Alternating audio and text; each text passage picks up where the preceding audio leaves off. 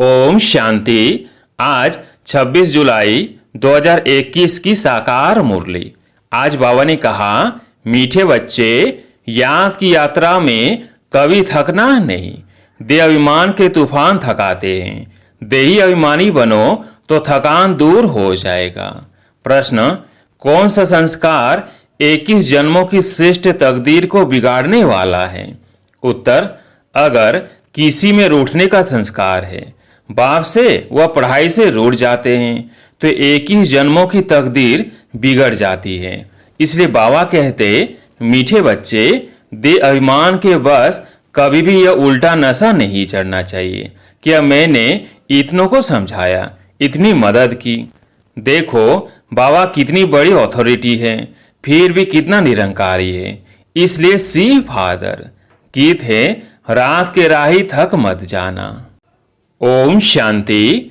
मीठे मीठे सिकिलधे बच्चों ने गीत सुना और जो योग युक्त सर्विसुल बच्चे हैं वो इसका अर्थ झट समझ लेते हैं। हम रात के राही अर्थात ब्राह्मणों की अब रात पूरी हुई है। भक्ति मार्ग को रात कहा जाता है। आधा कल्प रात का पूरा होता है। हद का भी दिन और रात है, या फिर ब्राह्मणों का आधा कल्प दिन और आधा कल्प रात होती है। इस समय जबकि बाप आते हैं तो अंधियारा है। प्रभात होने का पहला पूर है। सवेरा हो रहा है। बच्चे जानते हैं। अब बाप कहते हैं, मीठे मीठे बच्चे, याद की यात्रा में थक नहीं जाना। जैसे जिस्मानी यात्रा होती है, आगे पैदल जाते थे, बहुत धीरे धीरे बीच बीच में मंजिल बनी रहती है। मालूम रहता है हमको फलानी फलानी मंजिल पर ठहरना है।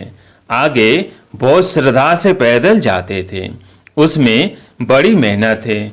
अब यह तो बहुत सहज है। इसको कहा जाता है सहज याद व योग। सिर्फ बाप को याद करना है। थकने का मतलब ही है देह अभिमानी बनना।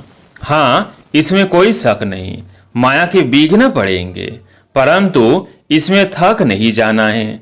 थक जाने से देह अभिमान आ जाता है। बाप कहते हैं, बच्चे, शरीर निर्वाह अर्थ के लिए काम तो करना है, उसके लिए छुट्टी है। 8 घंटा शरीर निर्वाह, 8 घंटा आराम, बाकी 8 घंटा इसमें दो। अभी तो पूरा 8 घंटा कोई देते नहीं, अंत में 8 घंटा तक रहेंगे। चार्ट को बढ़ाते रहो। यहाँ जब आकर बैठते हो तो याद दिलाई जाती है, जिसको तुम निष्ठा कहते हो। बाबा की याद में आकर बैठते हो। इसका मतलब यह नहीं कि सिर्फ यहाँ आकर याद में बैठना है। ऐसे बहुत है, समझते हैं 5 से 10 मिनट योग करके उठे, परंतु बाप तो कहते हैं धंधा धोरी करते कहाँ आते जाते हो, तो भी तुम योग में रहो। कहाँ गंगा स्नान आदि करने जाते हैं तो राम राम जपते हैं ना। यहाँ तुमको कुछ सिमरना नहीं है, सिर्फ बाप को याद करना है। यह बाप बच्चों से ही बात कर रहे हैं। तुम्हारा कल्याण ही है याद की यात्रा में। इसमें थकना नहीं है। इसमें तूफान बहुत आएंगे। तूफान कोई मिट्टी आदि के नहीं। माया के तूफान आने से बुद्धि का योग टूट जाता है। फिर देह अभिमान में आने से धंधादौरी बच्चे याद आ जाते हैं। बाप कहते हैं, अब तो यह धंधादौरी आदि सब खलास हो जाने हैं। तुम्हारे बच्चे वारिस बनने ही नहीं हैं, सब खत्म हो जाने हैं। अभी तो वारिस बेहद के बाप के हैं। हद का वर्षा मुर्दाबाद होना है। साहूकार लोग समझते हैं अब बच्चा बड़ा होगा, शादी करेगा, फिर यह होगा। बाप कहते हैं अभी इतना टाइम नहीं है, इसलिए दुनिया से बिल्कुल मोह हटा दो।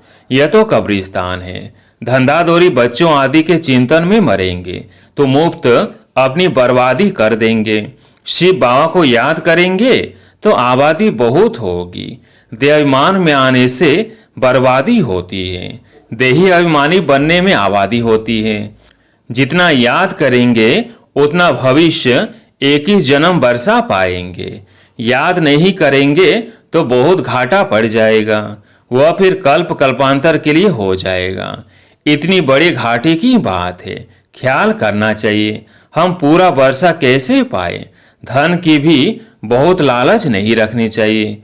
टू मच में नहीं जाना चाहिए। कोई देवाला मारते हैं तो बहुत फिकरात हो जाती है। शिव बाबा को बिल्कुल भूल जाते हैं, फिर दोष रखते कि ज्ञान में आए हैं तब देवाला मारा है।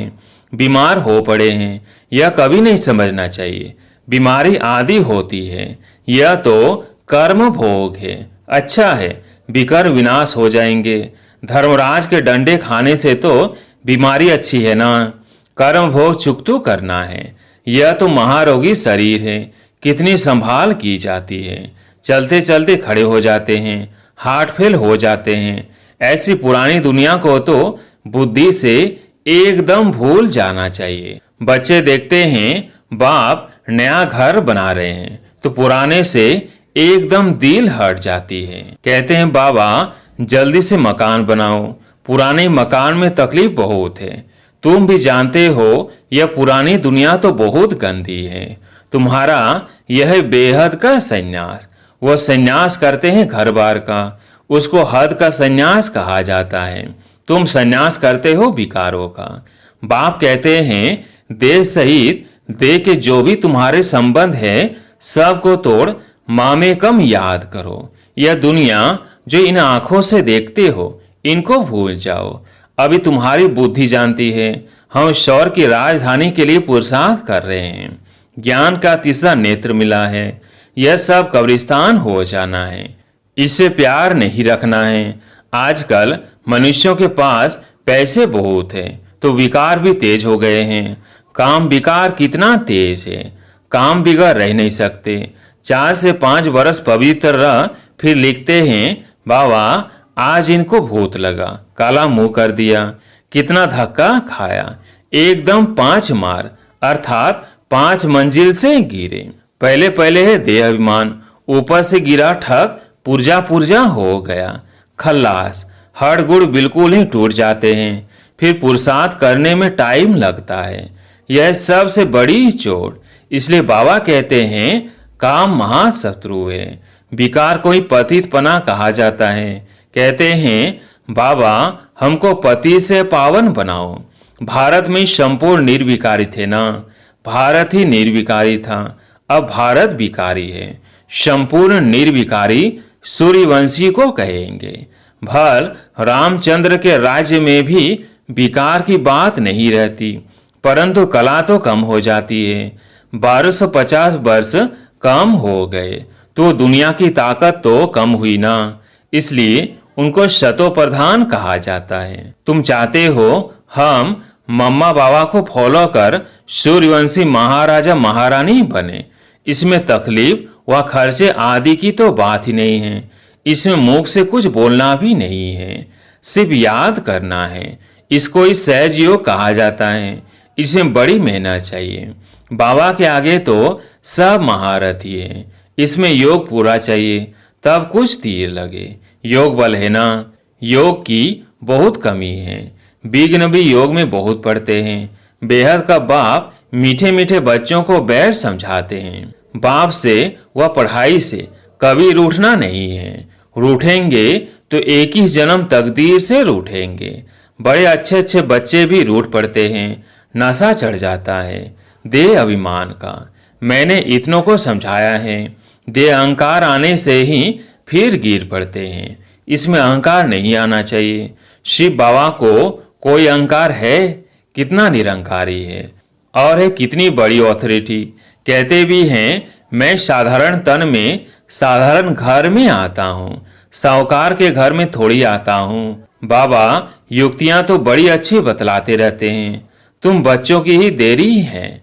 ड्रामा अनुसार अर्जुन अवस्थाएं जोर नहीं भरी है, आगे चल जोर भरेंगी। हम गवर्नमेंट को इतला करते हैं कितने इतने वर्षों में सौर की स्थापना हो जाएगी। ये अखबार आदि में मनुष्य पढ़ेंगे तो आकर तुमसे पूछेंगे थोड़े वर्ष के अंदर स्थापना होगी तो विनाश भी जरूर होगा, ढेर आएंगे। ये प्रॉपर्टी थोड़े समय के लिए है। इस प्रॉपर्टी को तुम कोई प्रॉपर्टी थोड़ी समझते हो।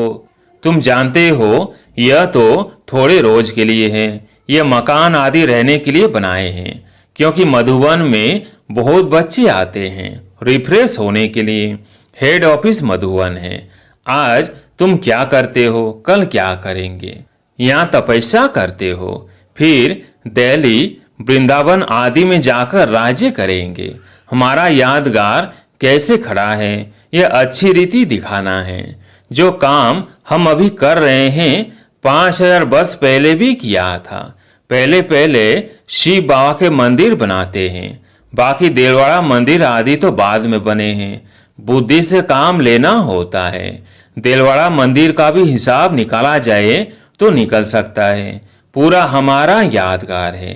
तुम जानते हो यह स्थापना का यादगार है। तुम मीठे मीठे बच्चों को बहुत खुशी होनी चाहिए। यह सब सर्विस बढ़ाने की युक्तियां निकालनी हैं। राम गयो रावण गयो, जिनका बहु परिवार है। रावण का देखो कितना बड़ा परिवार है, राम का कितना छोटा परिवार है। गायन राइट है, परंतु कोई समझ नहीं सकते हैं। बाप बेट समझाते हैं तो भी निश्चय नहीं बैठता है। शरीर निर्वाह अर्थ भी तुमको कर्म जरूर करना है। हाँ, जो सर्विसुल बच्चे हैं पांडव, वह तो गवर्नमेंट से पालना ले सकते हैं। उनकी सारी संभाल हमको करनी पड़े। अवस्था बच्चों की ऐसी होनी चाहिए। बाबा की याद में इस दुनिया का सब कुछ भुलाना है। याद की यात्रा में जो पक्का मस्त रहेगा, उनकी अवस्था भी बहुत मजबूत होगी। जैसे कि शिव बाबा की याद में रह तुम शरीर छोड़ते हो। सन्यासी ब्रह्म की याद में शरीर छोड़ते हैं तो भी वायुमंडल में बिल्कुल सन्नाटा हो जाता है। बाबा को अनुभव है। मनुष्य मरते हैं तो घर में सन्नाटा हो जाता है ना, इसमें भी ऐसे होता है। पिछाड़ी में जैसे कि सब कुछ भूल जाते हैं। अब हमको वापिस घर जाना है। देवमान छूटता जाता है। पिछाड़ी में शरीर खुशी से छोड़ना चाहिए, हर्षित मुख। बस हम कहाँ जा रहे हैं, ऐसी अवस्था जब होगी तब विजय माला में पिरोने लायक बनेंगे।